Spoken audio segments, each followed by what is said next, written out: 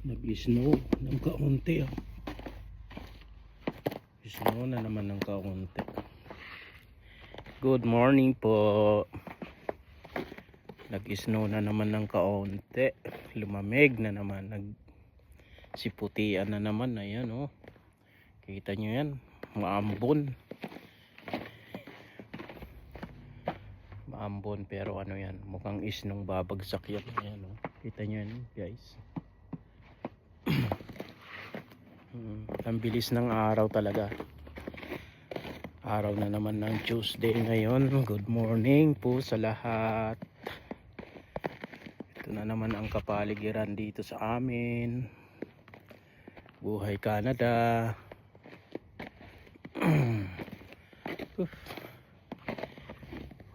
Ito po yung Buhay Canada. Especially pag ang pasok maaga. Kailangan gumising na maaga. Ayan, nagising ako ng alas 4 ng umaga.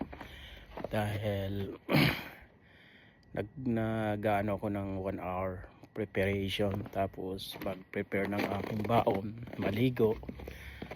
Bali 1 oras yun. Ayan na siguro si Noy. Ayan, waiting ako. Makisakay kay Noy. Carpooling kami. Yan, naalis kami dito ng mga 5:15 or 5:10 depende sa weather. Pag talagang worse, ma-snow, madulas, mga 30 minutes talaga yung allowance namin para maiwasang hindi malate sa trabaho. Yan, yun ang ginagawa namin, early pa lang maalis na kami dito. Na Buhay Canada po dito sa Saskatchewan, ang inyong kauragon. Yan. Sakto lang po yung lamig.